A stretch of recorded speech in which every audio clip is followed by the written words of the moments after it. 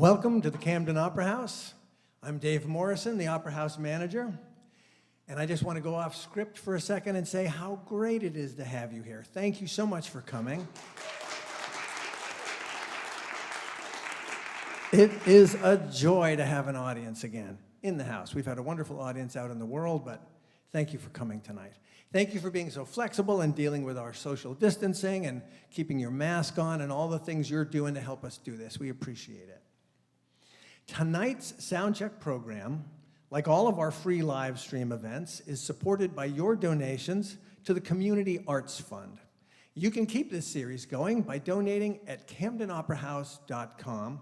And if you have already, thank you so much. We couldn't do it without you.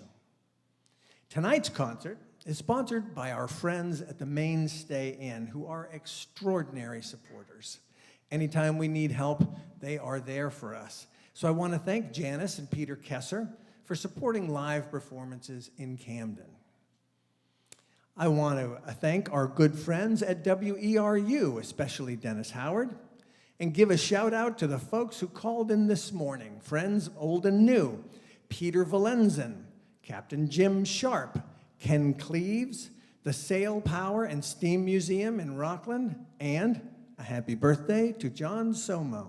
Thank you for supporting us and for supporting WERU.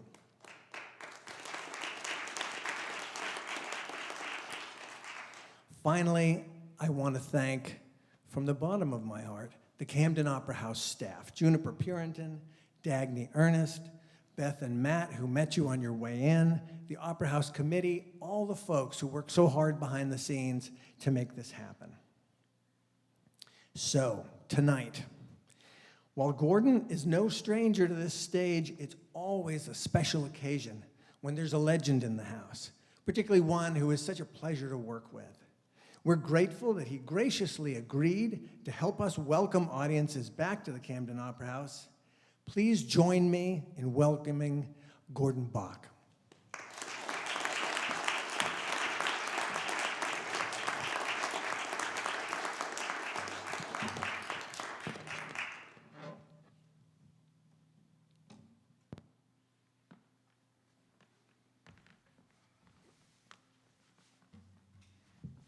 Another technology conquered.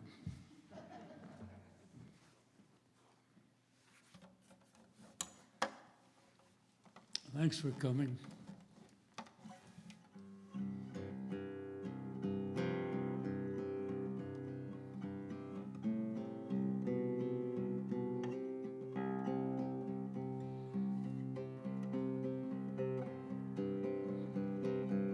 They will take us from the moorings. They will tow us down the bay. They will pluck us up to windward when we sail. We shall feel the keen wind whistle. We shall feel the sting of spray when we've seen the deep sea pilot o'er the rail.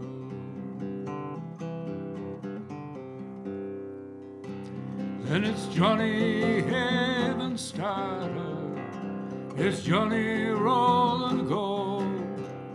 When the mates have packed the watches, there is little rest for Jack.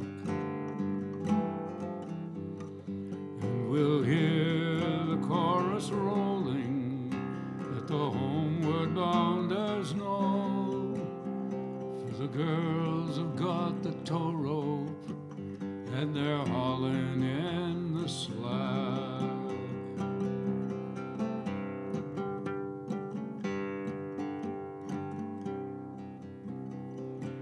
Through the dusty streets and dismal, through the noises of the town, you can hear the west wind humming in the shrouds.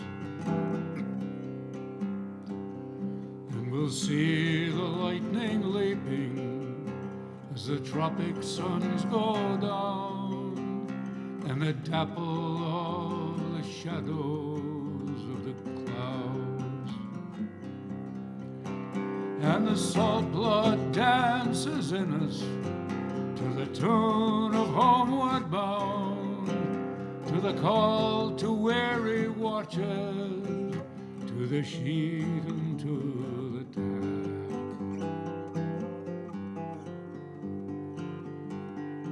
And when they bid us man the capstan, all hands will walk around, for the girls have got the tow rope and they're hauling in the slack.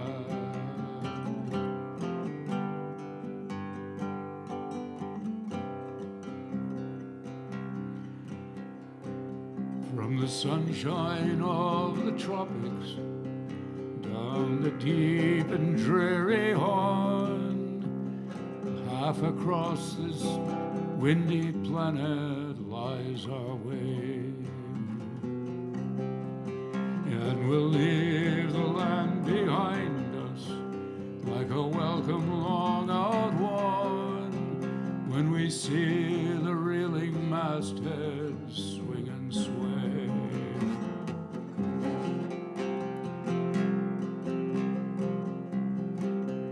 Through the weather fair and stormy, in the calm and in the gale, we will heave and haul to help her, we will keep her on her track. And we'll hear the good old chorus as all hands are making sail, for the girls have got the tow rope and they're hauling in the slack. Heave away, haul away, heave away, haul away.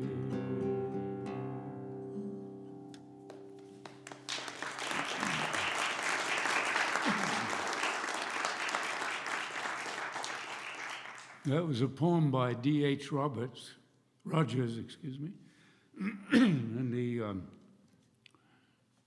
tune was made by John Broomhall. He's an Australian musician, singer, songwriter.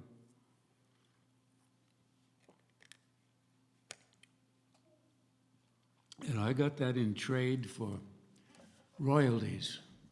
I received this package in the mail once from Australia many years ago. And a note that said, "We've been recording your songs here, over here, and we're not very good at paying international royalties, but we know you like Australian songs, so here's some we've recorded." And there was like 6 CDs full of traditional and recently written Australian songs. Those people have been friends of mine since then. Here's a song by Dave Goulder, who's a master dry stone wall builder, and he has built walls from the Shetland Islands to Minnesota, and he actually helped write some of the rules for the American qualifying rules for the American stone wall building associations. And he's taught it all over the place.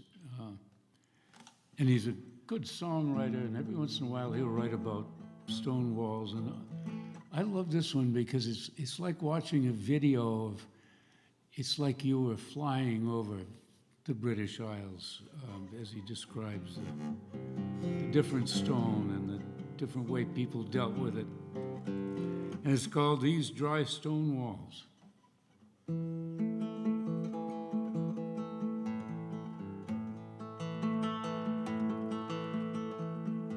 These miles of dry stone walls that hold in plough-brown fields and kingly halls, the dead of centuries in hills of sand, The stones that bind them are proud as what lies behind them, and varied as the counties in this curious land.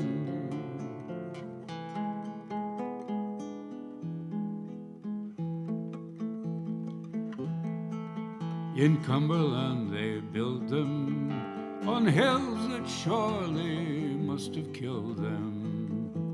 Through June, through broom and juniper and stunted ling, 2,000 feet over with just a tarpaulin cover, they crouched in wind and rain and waited for the spring.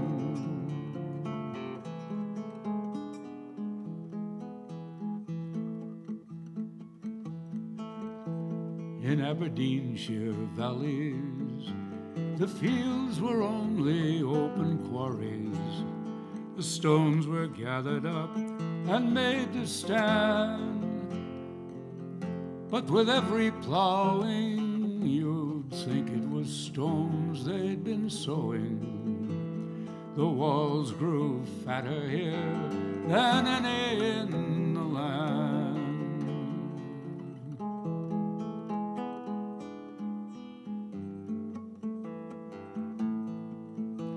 The Irish built in courses of single stones the size of horses, of glacial boulders without edge or face.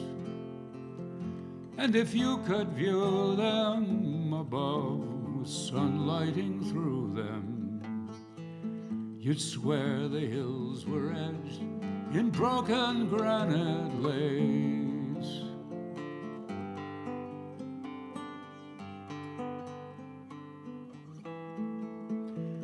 When Pict and Viking took stone pages from some prehistoric book of sandy flagstone under Orkney fields, they lingered a while and left history in the islands. This is what water, wind, and time and toil reveal.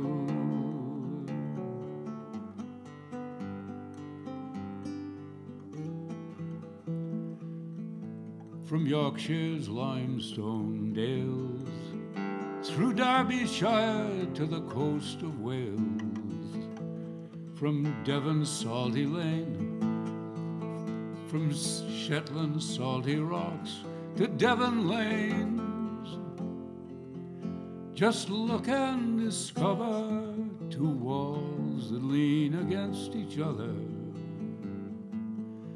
You'll never see them in quite the same way again.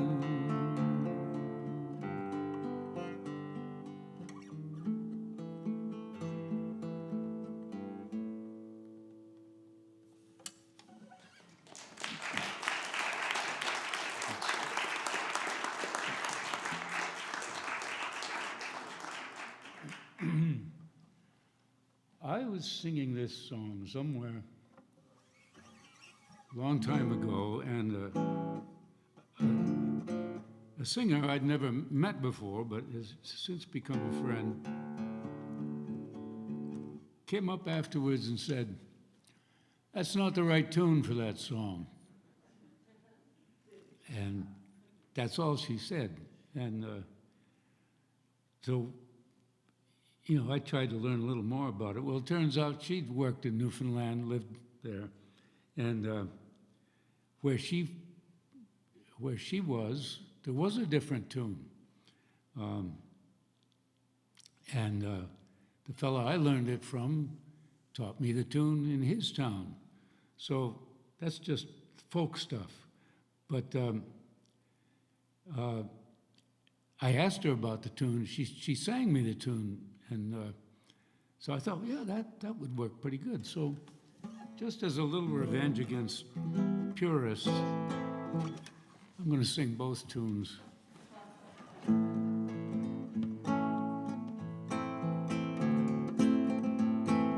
Harbor Grace is a very fine place, so is the Bay of Islands. We give 3 cheers to Carbonear when the boys come home from Swiland.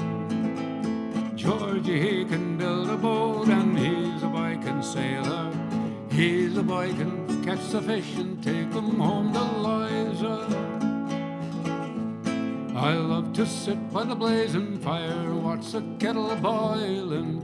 Babe will have some grand new pants when the boys come home from Swiland. Uncle Georgie's gone to town to buy some cotton. He don't buy the flowery stuff, he needn't buy nothing. Now we're bound to Carbonear with all our colours flying. The girls will wear new sealskin pants when the boys come home from Swiland. Billy was a captain bold, he was a great commander, but a great big sea washed over him and drowned a Newfoundlander. Now we're bound for Macadee Bay, and there we'll stay the winter. We'll all sit down to a great big feast with mussels in the corner.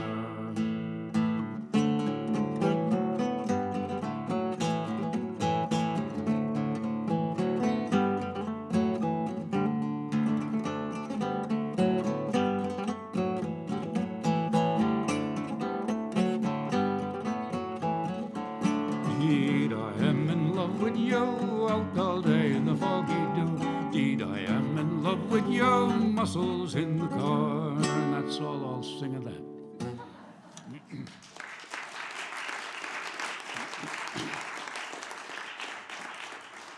I don't want to tempt you to sing along here, so but you can hum along quietly, I'm sure. Oh, right. So I've been thinking, as usual, a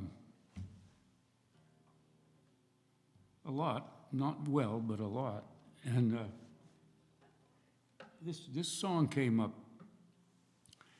It was a poem by Hilary Cork, who's an Englishman, and he. I don't know any of his other works, but I ran into this about 1960 maybe, and I did find out that he loved to put other people's poetry to music. It's not always a compliment, but this I just thought was wonderful, and I love the poetry in it, and I love the ideas in it. And it's about a shipmate of his, or a friend of his, that died, and this is probably his eulogy. It was probably read at the fellow's service, because it gave the dates. It was 1879 to 1959 was this fellow, Tom Gunn, that was his name.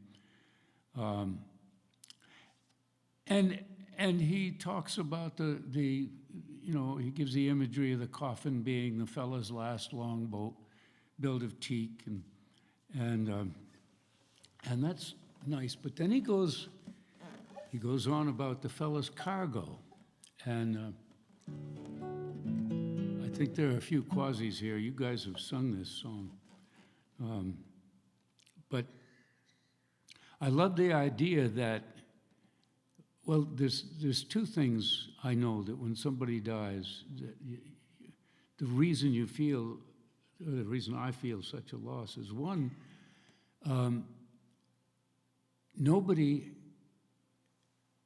only one person in the world saw you the way that person did. And you miss that part of yourself being reflected back. And the other thing is, all the stories, the running movie of the man's life that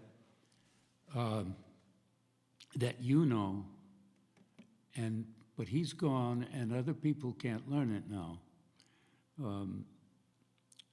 And anyway, that's his cargo, and it talks about it. And I was thinking the other day of Captain Orville Young, who's a fellow that I've known since I was a teenager. We both worked in the shipyard for a little bit, and I've just always admired the way he lives his life. He lived his life, and we've swapped a lot of stories over the years, he and I,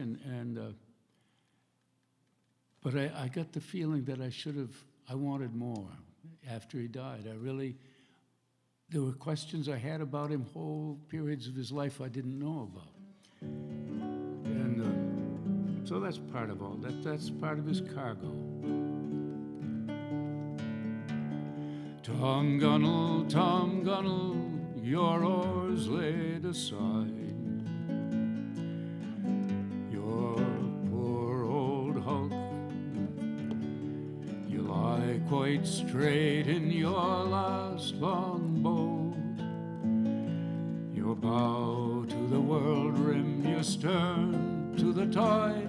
In a cabin of burnished teak you float, light and loose with your hawsers free, till you hit where the surge, the foot of the wave, and the shrouds hum full of the gale of the grave, and the keel goes out to the sea.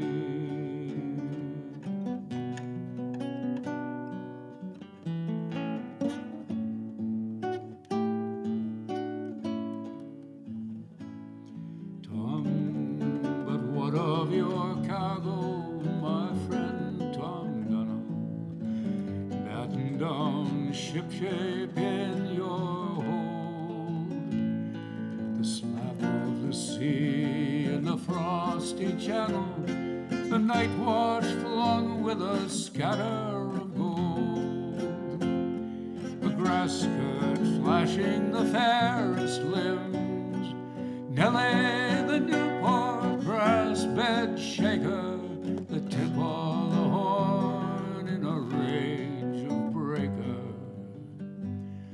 and a couple of godly hymns.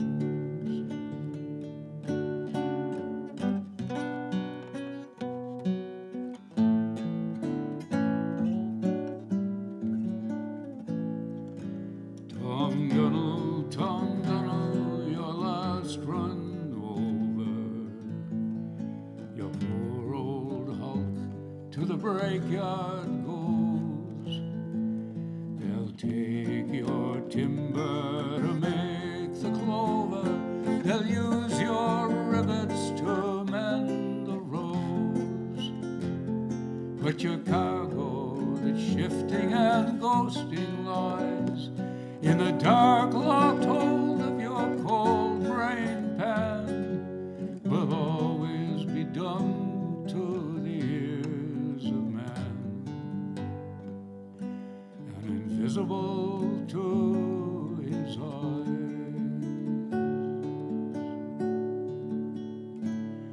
Swing slow, swing deep, sail the seaway, toiling bell of the swell, cry gull in the air a weeping, old ocean, you have his keeping far below, under your dreaming restlessness, under the sounding bell, swing slow.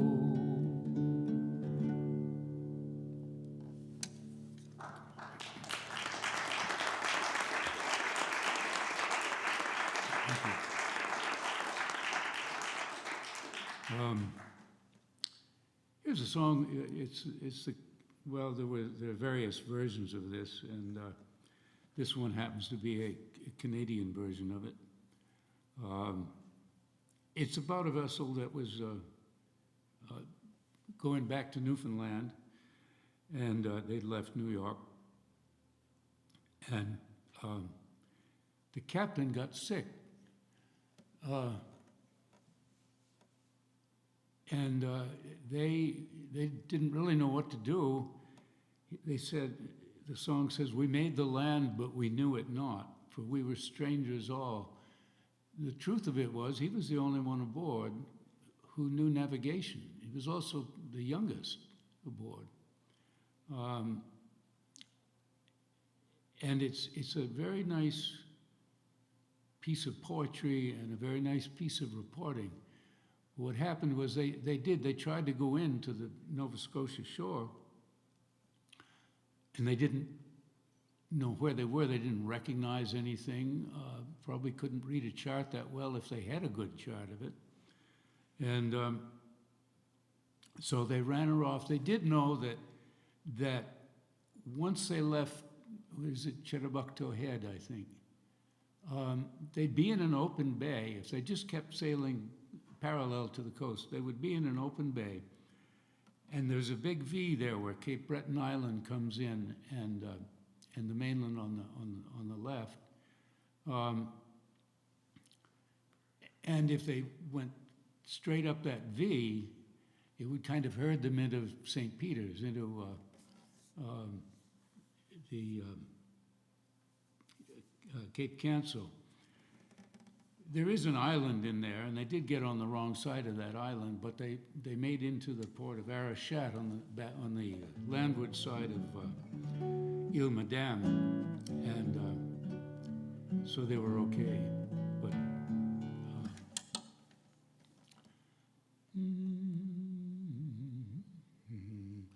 on St. Patrick's Day in '65, from New York we set sail. Kind fortune it did favor us with a sweet, unpleasant gale. So we bore away from America, the wind being off the land, and with courage brave we plowed the wave, bound down for Newfoundland. Young Nelson was our captain's name, just 20 years of age, as fine and able a sailor lad as ever plowed the wave. Our brig was called the Aveline, belonging to Maclean, and with courage brave she plowed the wave, bound down for Newfoundland. On the third day out, to our distress, our captain he fell sick, and shortly was not able to go himself on deck. The fever raged and made us fear that death was near at hand, as we bore away past Halifax, bound down for Newfoundland. Well, we made the land, but we knew it not, for we were strangers all. The captain not being able to come on deck at all. So then we were obliged to haul our brig from off the land, and with laden hearts we put to sea, bound down for Newfoundland. All that long night we worked the brig till 9 o'clock next day. The fever was being raging. 9 o'clock next day.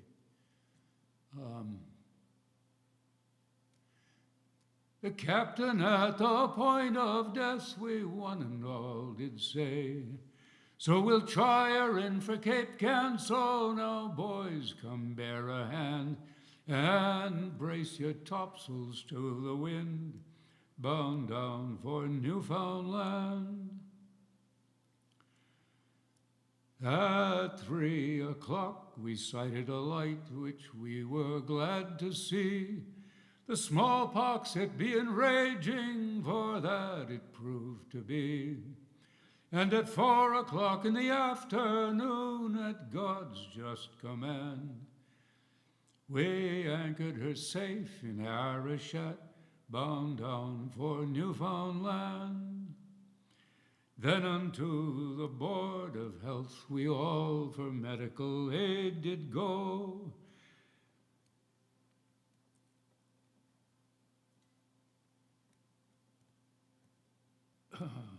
The captain at the point of death, the symptoms they did show.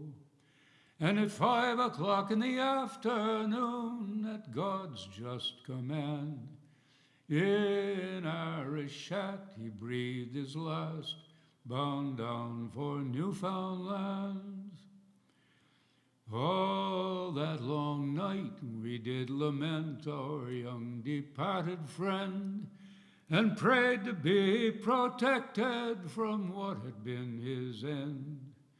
Be with us and protect us, Lord, by thy almighty hand, and keep us safe while on the sea, bound down for Newfoundland.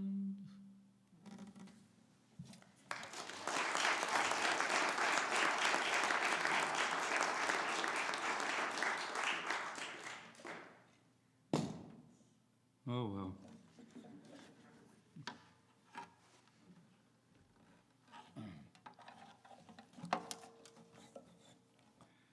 This is an instrument that Nick Apollonio built. I developed the shape. Thought that was a good job, well done, but he had to develop the instrument.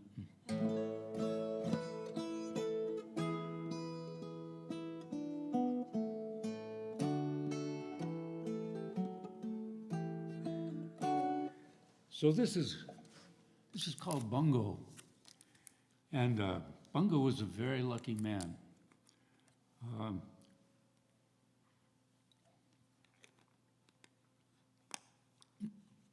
Judy Goodenough made this song.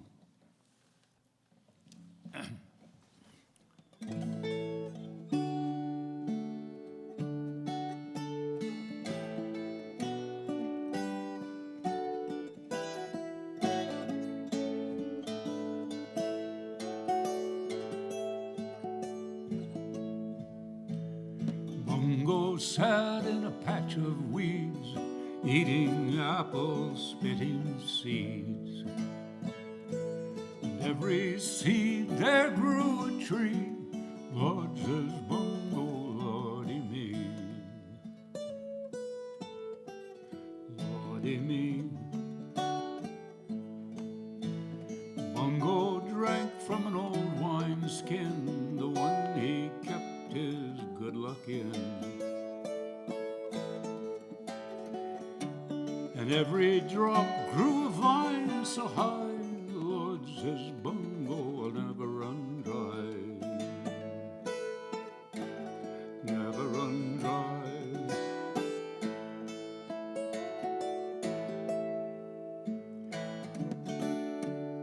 Bongo whittled by the waterside, scattered slivers in the tide.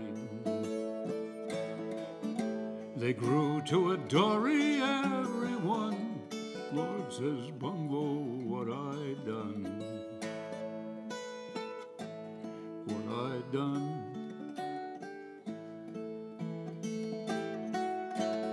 Bongo picked the daisies fair, blowing in the salty air. They grew to girls both fat and fine. Lord, says Bongo, and all of 'em mine. All of 'em mine.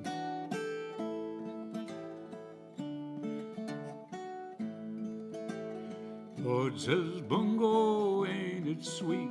I'll always have enough to eat, enough to drink and a boat to sail, a girl to follow where I will, where I will.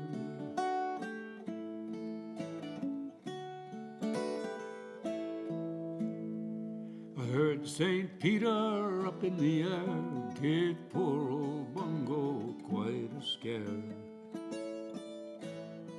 He says, I don't think that you'll do up here. half as well as you did down there. You're down there.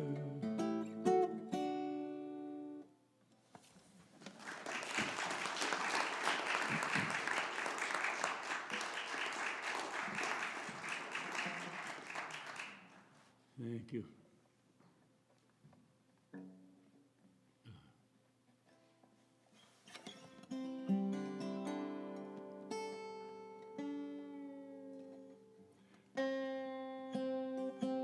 An old shipmate of mine, Dave Berry, lives in Bodenham, the famous berries of Bodenham.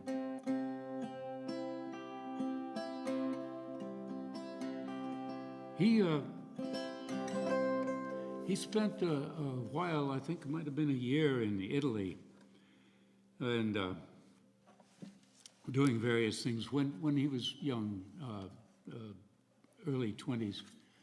And that's when I first knew him. And when he came back, he said, "I've got a recording for you. I think it's a song you're going to want to sing."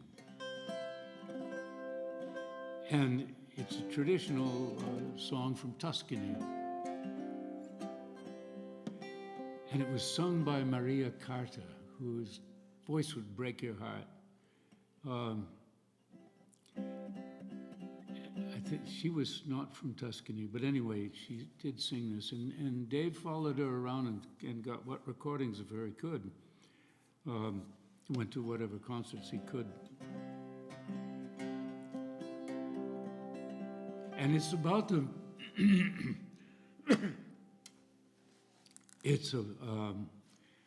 about a place called the Marama, which is a place in Tuscany. It's up in the high bogs, where the men used to go and cut wood in the winter.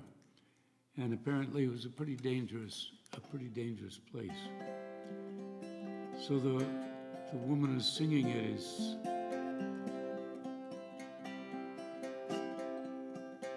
is saying, "Marama, Marama." Everybody is saying Marama, Marama, but I say the Marama is bitter. The birds that go there lose their feathers. And even I have lost a loved one there.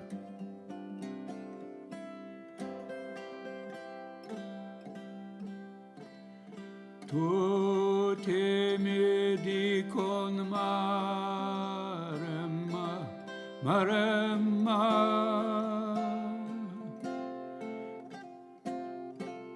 e a me mi pare una Marama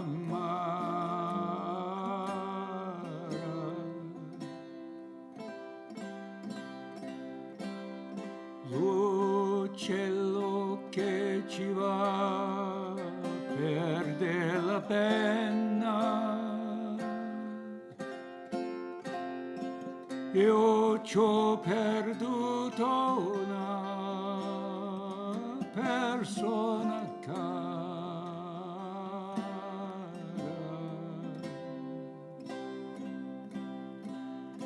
I curse the Marama and everyone who goes there.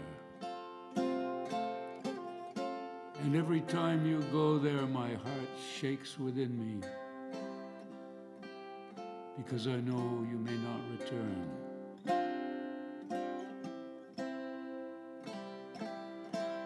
Sia maledetta Marama, Marama, sia maledetta Marama e chi va.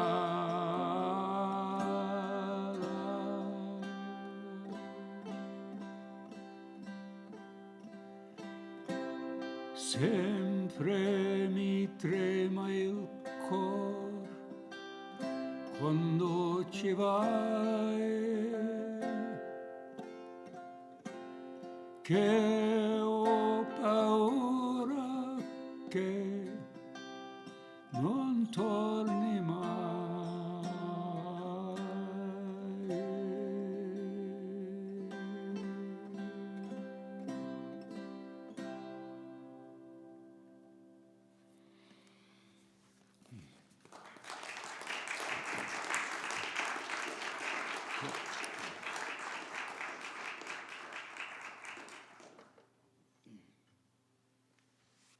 Did I tell you her name? Maria Carta.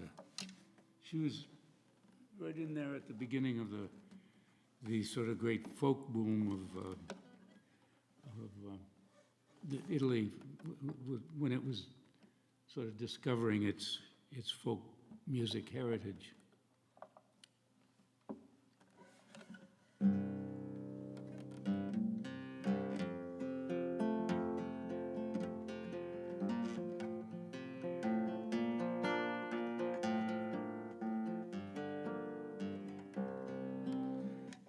No, I'm going to do this one.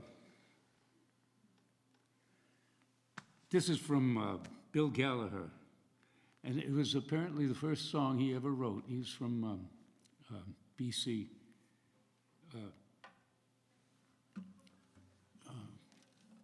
Vancouver Island. Yes, Vancouver Island. And his, let's see what key do I do that in. He decided he was wanted to write a song, and his wife said, he didn't know what to write it about, and his wife said, why don't you write it about cowboys? I may have this a little bit wrong, but he said, I don't know anything about cowboys. And she said, that's fine. It's called Suffering.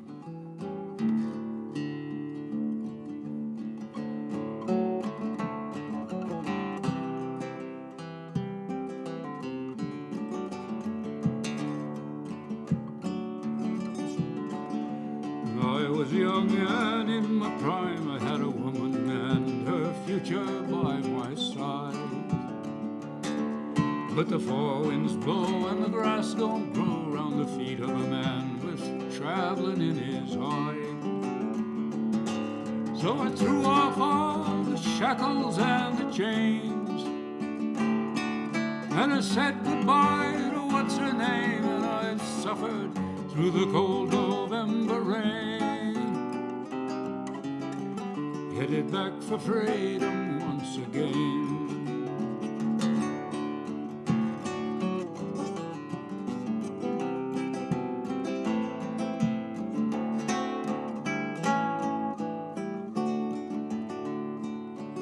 Well, I tried my luck on a fiery buck at the back of a broke-down rambling ranch and shack. Now there's nothing worse than a buckskin horse with a mind of his own and a saddle on his back. For riding he just couldn't seem to care, so he left me there in the dusty air, and I suffered through the insult and the shame of landing on my backside once again.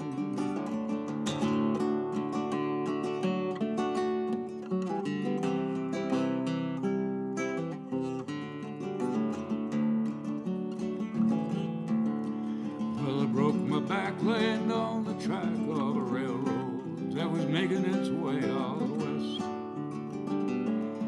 But I had no feel for the cold hard steel, the kind of a job that would give a man no rest. So I said goodbye and I headed north for gold, and I staked my claim on a salted vein, and I suffered through the hunger and the cold. All I found was a young man growing old.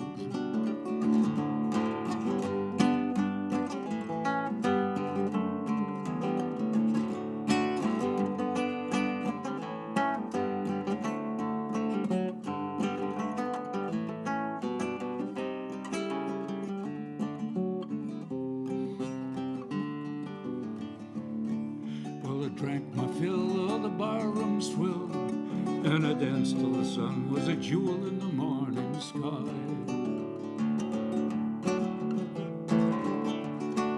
I used my fist for a goodnight kiss on the face of a man with evil in his eye. Then I stumbled through the morning feeling ill, till I fell with a thud in the rain and the mud, and I saw suffered through a day or two in jail, headed back for the freedom of the trail.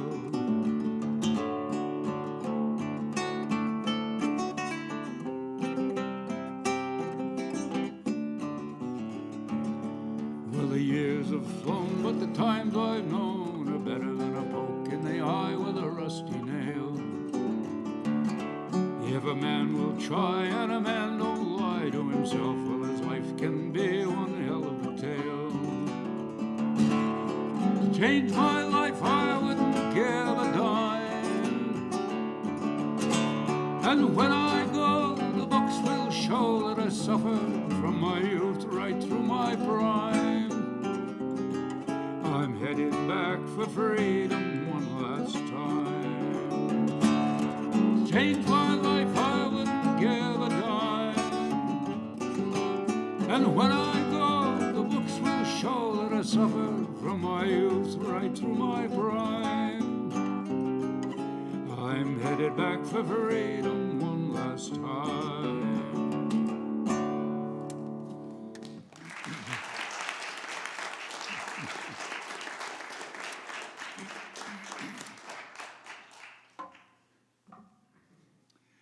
So if you go north from the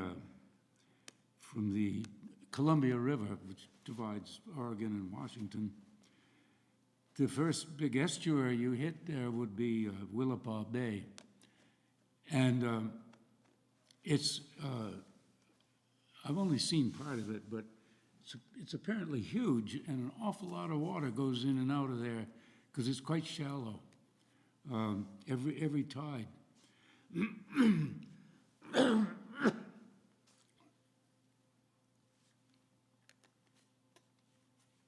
And over the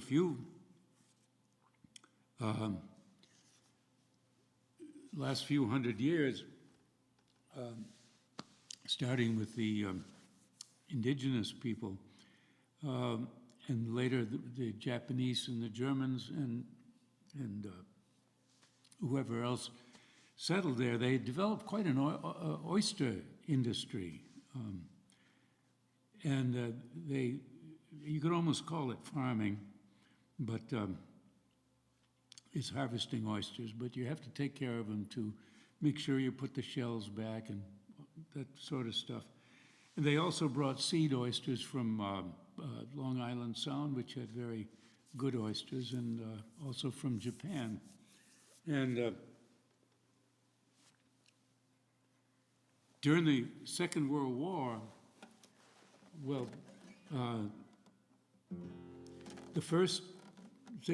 one of the first things we did when after Pearl Harbor was to round up all the Japanese families and build internment camps and put them in these camps for the war, and the Germans too, apparently.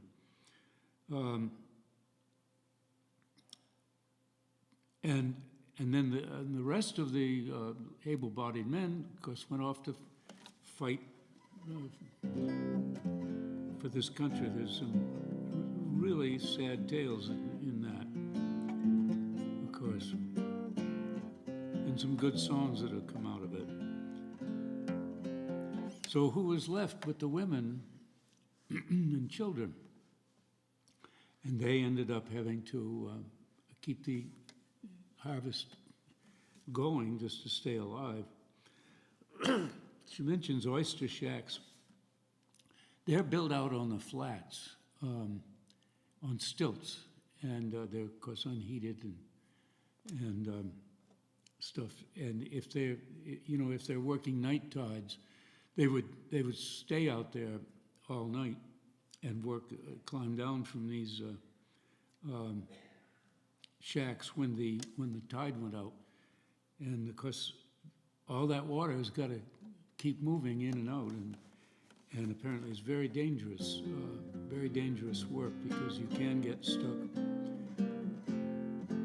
And when the weather comes down, the fog and rain and stuff like that, apparently you can get really easily lost out there on these flats. And so it mentions in there the neighbors would honk us all home in the rain.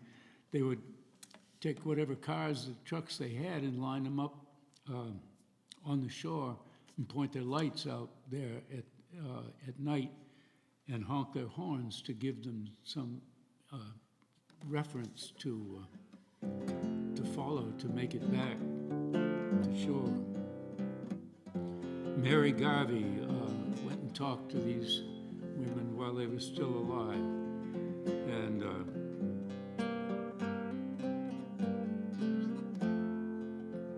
she made this song from it called The Oyster Shell Road.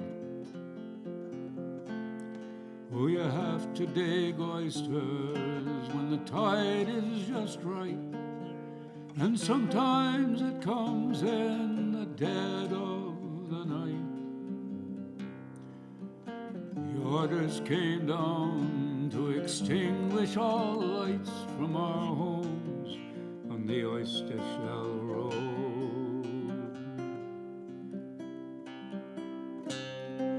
For the glow of a lantern could bring an attack, and sometimes we stay in the old oyster shack and let ourselves down with a rake and a sack near our homes on the Oyster Shell Road.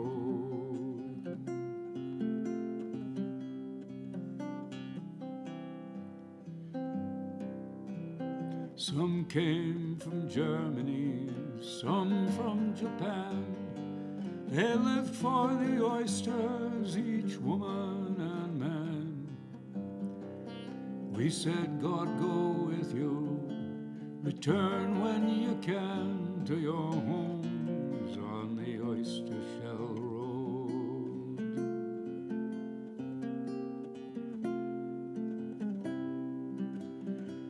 When push come to shove, your metal shone through, and our hands and our feet somehow knew what to do.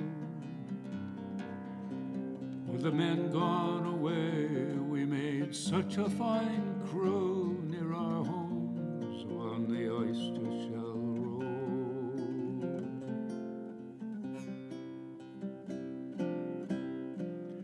In the sea was the sub, in the air was the plane, but the men had it worse, so we didn't complain. And the neighbors would honk us all home in the rain to our homes on the Oyster Shell Road.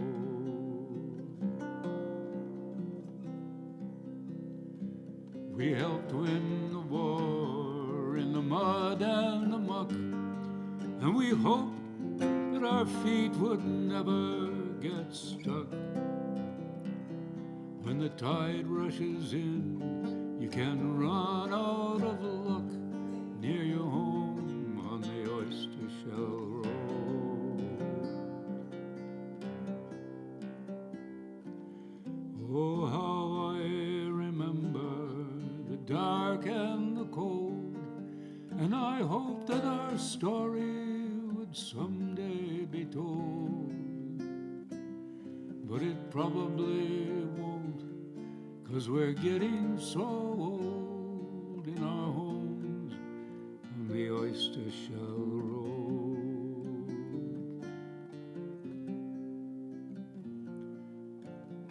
Thanks to Mary Garvey, bless her heart, we have her song.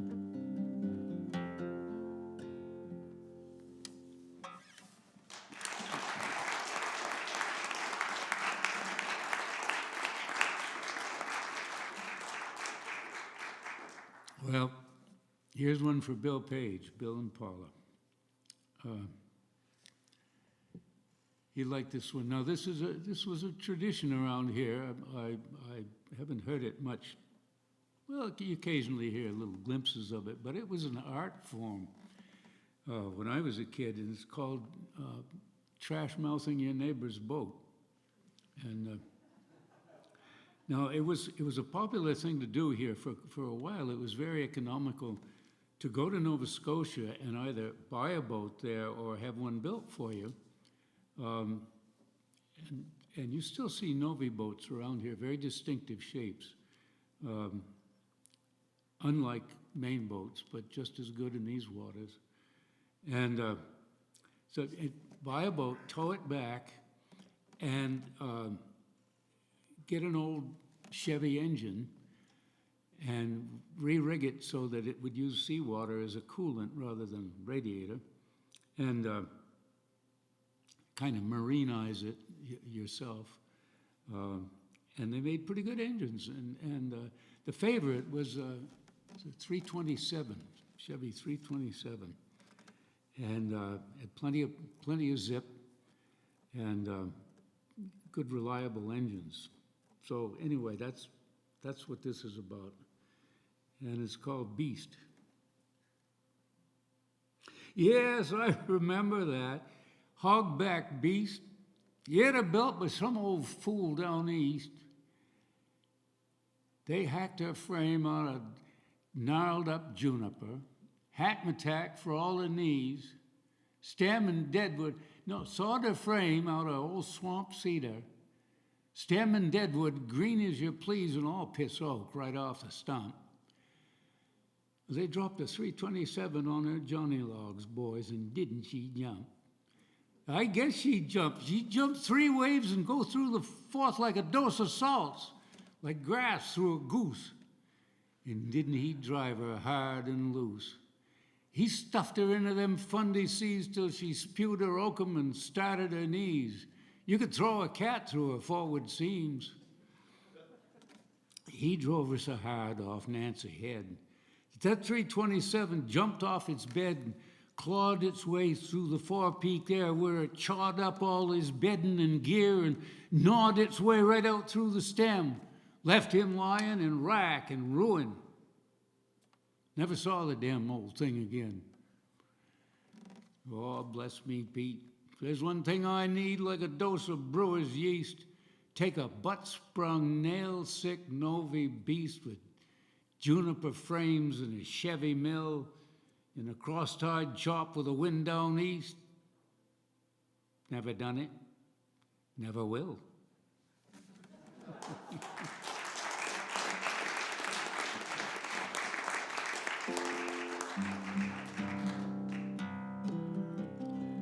Well, here's a bit of a tune for Kendall and for Ned.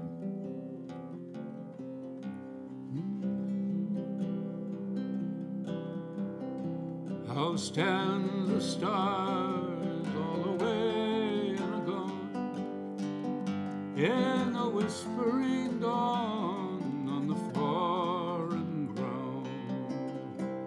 May they guide you and keep you and the seas you sail on the dark old waters all alone. Where you go, go well, and a fair wind home.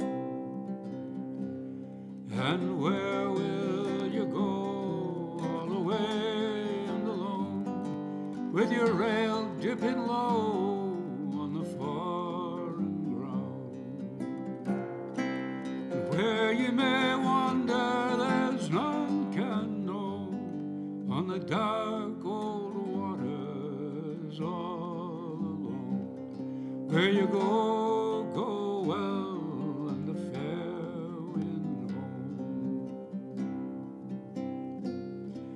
And where will you bide, all the way and alone, at the end of your ride on the foreign ground? And who'll sing you songs when I'm not at your side, on the dark old waters all alone? Where you go, go well, and a fair wind home. Now, I'm sorry I can't come out and say hello to you, but I probably wouldn't recognize you anyway. But let's hold out for another time and we'll do it right. Thanks so much for coming.